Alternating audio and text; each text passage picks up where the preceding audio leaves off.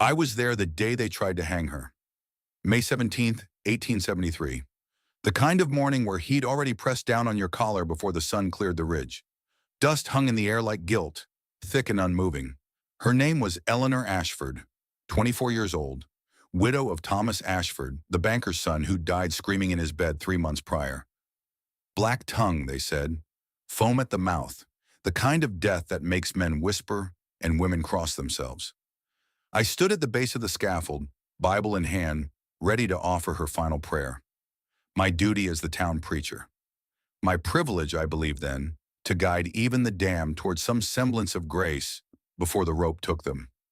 She wore no hood. That was the first thing that unsettled me. Most condemned asked for darkness in their final moments, but Eleanor stood in the full glare of noon, her dark hair loose around her shoulders, her eyes scanning the crowd with neither fear nor defiance. Just watching, like she was memorizing faces. Sheriff Hollis read the charges: witchcraft, murder by poison, conspiracy with dark forces.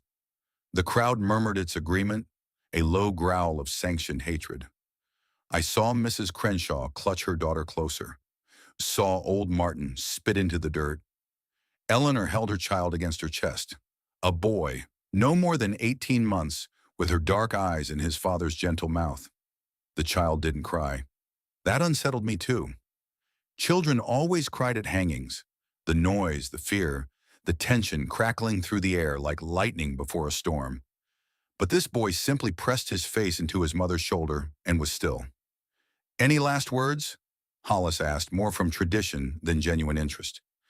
Eleanor's voice when it came was quiet, not weak, quiet. "There's a difference. I love my husband," she said. "I tried to save him. That's all."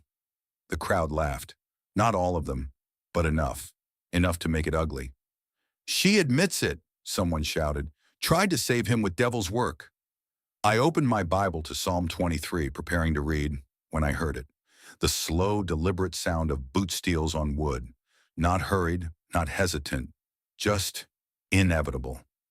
A man walked through the crowd, tall, lean, wearing a coat too heavy for the weather and a hat that shadowed most of his face. He moved like water finding its level, and people stepped aside without quite knowing why. His hands hung loose at his sides. No gun visible, but you felt the threat of him like you feel a rattlesnake in tall grass. He stopped at the base of the scaffold, looked up at Eleanor, then at Hollis. "This woman is coming with me," he said. His voice carried no challenge, no aggression. It was a simple statement of fact, like saying rain falls down or stones are hard. Hollis's hand went to his gun. "The hell she is. This is legal town business, you stranger. You got no—" "I'm making it my business." The stranger's eyes, when they finally lifted to meet Hollis's, were gray as winter sky, empty of everything except certainty. Hollis was not a coward. He'd faced down claim jumpers and cattle rustlers, and once, famously, 3 Comanche raiders with nothing but a knife and a bad temper. But something in that gray gaze made him hesitate. "You calling me a liar?" the stranger asked, still in that same flat tone. "Calling this whole town wrong?" "I'm saying she's mine now. Anyone who disagrees can state their case." No one spoke. "I should have. God forgive me, I should have stepped forward and proclaimed the righteousness of law, of evidence, of justice served in daylight before witnesses.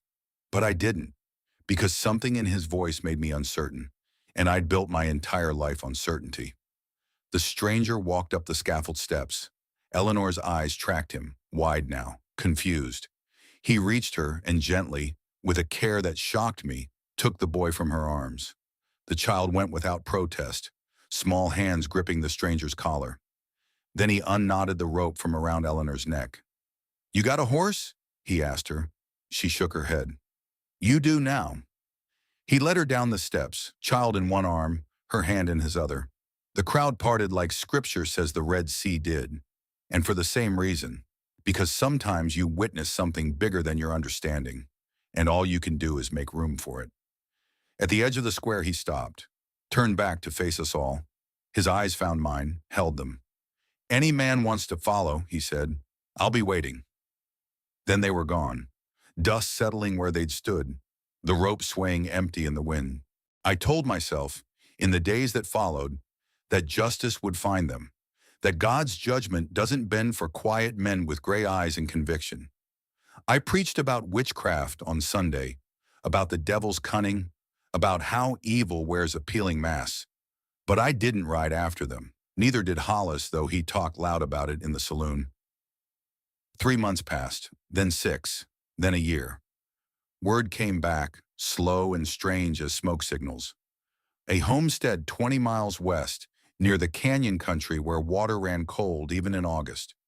A woman who knew herbs, who could set bones, deliver babies, stop bleeding with pressure and prayer, who asked for no payment but took what was offered. She's still a witch, Mrs. Crenshaw insisted, just hiding it better. But when Mrs. Crenshaw's youngest came down with fever that winter, and Doc Brennan said there was nothing to be done, she rode those 20 miles in a snowstorm, came back 2 days later with her son pale but breathing. She never said what happened, but she stopped calling Eleanor a witch. Others followed. A rancher whose leg was crushed by a falling horse, a girl with a growth on her neck that Doc said would kill her, a boy who'd swallowed lye. One by one, they went west to the canyon country, and one by one, they came back whole. And every time they spoke of the quiet man who never smiled, who worked the land from dawn till dusk, who stood between Eleanor and any threat with the patience of stone and the certainty of steel. I visited once, told myself it was pastoral duty, told myself I needed to see with my own eyes whether evil had truly taken root or whether I'd been wrong. The homestead was small but tended with care, fences straight, garden flourishing despite the rocky soil. Chickens scattered as I rode up, and a dog barked once, then settled. Eleanor came to the door, wiping her hands on her apron. She looked older, though only 2 years had passed, or perhaps she simply looked her age now, no longer carrying the weight of a town's hatred. "Reverend," she said, not warmly but not coldly either. "Can I help you?" I dismounted, hat in hand. "I came to see if you were well." "We're well." The stranger appeared from the barn, hammer in hand, saw me, nodded once but didn't approach, just stood there 30 yards off, waiting. "Your husband," I said to Eleanor. "Thomas, I've been thinking about his death." She was quiet a long moment, then she invited me in for coffee. We sat at a rough-hewn table. The boy played on the floor with carved wooden animals. The stranger's work, I guessed. "Thomas had a sickness," Eleanor said, hands wrapped around her cup. "Doc Brennan knew, called it a growth in the blood. Said it would kill him slow or fast, but it would kill him. Thomas asked me not to tell anyone. Didn't want pity, didn't want his father to know his only son was dying. The black tongue," I said. "The foam, the medicine I gave him, to ease the pain. Doc Brennan provided it. Check his records if you don't believe me." I did believe her. That was the worst part. Sitting there in her small, clean kitchen, watching her son play, seeing the tired lines around her eyes, I believed her completely. "Why didn't you say so?" I asked. "At the trial? Would you have listened?" The question hung between us like smoke. "The truth doesn't matter much," she continued, "when people need someone to blame. Thomas died, young, beloved, with a wife people thought too pretty and too strange. They needed a reason that made sense. Witchcraft made sense to them." I looked down at my coffee, seeing my reflection dark and distorted in its surface. "I'm sorry," I said. Eleanor didn't answer right away. When she did, her voice was soft but final. "Sorry doesn't unknot a rope, Reverend. Sorry doesn't give my son back the father he'll never remember, but I appreciate the word nonetheless." I left soon after. The stranger watched me go, still standing by the barn, hammer in hand. He never spoke. Didn't need to. Years passed. The homestead prospered. Eleanor became known not as a witch but as a healer.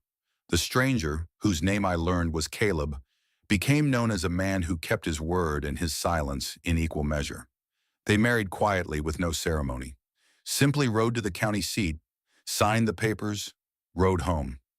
I heard about it secondhand, weeks later. I continued my ministry, preached about grace and forgiveness, about judging not lest ye be judged. The congregation nodded and agreed and went on judging anyway, as people do. But I was changed. Some fundamental certainty had cracked in me that day on the scaffold, and the crack never fully healed. 10 years after the hanging that never was, I fell ill. The same sickness that took Thomas Ashford, according to Doc Brennan. Growth in the blood. Nothing to be done. I should have been afraid. A preacher who'd spent his life proclaiming certainty about the afterlife should face death with confidence. But I was terrified. Not of hell, but of all the times I'd been so sure, so righteous, so wrong. Eleanor came. I didn't ask her to. She simply arrived one morning, carrying her medicine bag, and my housekeeper let her in. She sat beside my bed, mixing herbs I didn't recognize, speaking in a voice I barely remembered. "This won't cure you," she said, "but it will ease the pain. Let you think clearly in whatever time remains." "Why?" I managed to ask. "After what I did to you." "You didn't tie the rope, Reverend. You just didn't cut it." She paused, measuring powder into a cup. "That's different. Not better, but different." "I should have spoken," I said. "I should have defended you." "Yes." The simple agreement hurt more than any condemnation could have. She gave me the medicine. It worked as she promised. The pain receded to something bearable, and my mind cleared like fog lifting from a valley. "The man who took you," I said. "Caleb. Did you know him before?" Eleanor smiled, the first time I'd ever seen her smile. "Never met him before that day. He was riding through town, stopped for water at the well. Saw the scaffold being built, asked what it was for. Someone told him they were hanging a witch. And he just decided? He told me later," she said, "that his sister was hanged for witchcraft when he was 16. Different town, same hatred. He was too young then to stop it, but he promised himself he'd never be too young again." She finished preparing the medicine and set it on the table beside my bed. "You'll want to take this twice daily. It will last you through to the end, however long that is." "Thank you," I said, and meant it with every fiber of my failing body. She stood to leave, then paused at the door. "Reverend, the day they tried to hang me, you had your Bible open, Psalm 23. I remember because my mother used to sing it to me. I did. Did you believe it? The valley of the shadow of death and fearing no evil?" I looked at her, this woman I'd allowed to be condemned, who now stood in my doorway offering mercy I didn't deserve. "I believe it now," I said. "I died 3 months later. Peacefully, they tell me, though I don't remember the end. I remember Eleanor's medicine. I remember the taste of forgiveness, bitter and necessary. I remember thinking in those last clear moments about certainty, how it's the luxury of people who've never been wrong about something that mattered, how easy it is to condemn from a distance, how hard to offer grace up close. They buried me in the town cemetery under a stone that listed my years of service and my devotion to the gospel. Good words, true words in their way. But the truth I learned too late to matter was this. Sometimes the devils we're so sure we see are just people who frightened us by being different. And sometimes the angels we're waiting for arrive in dusty coats and gray eyes, saying nothing, doing everything. Eleanor and Caleb came to my funeral, stood at a distance, paid their respects, left quietly. Their son, grown tall by then, stood between them, healthy, loved, alive because a stranger decided that right mattered more than easy. I'd like to think God forgave me for my failures that day on the scaffold, but I'm not sure forgiveness is what I needed. I needed to be wrong, to have my certainty shattered, to learn finally that grace is something you give not because people deserve it, but because you're human enough to know you might be next to need it. Eleanor taught me that. Caleb showed me that. And it only cost me everything I thought I knew. The valley of the shadow of death. I feared no evil there, but I should have feared my own righteousness more.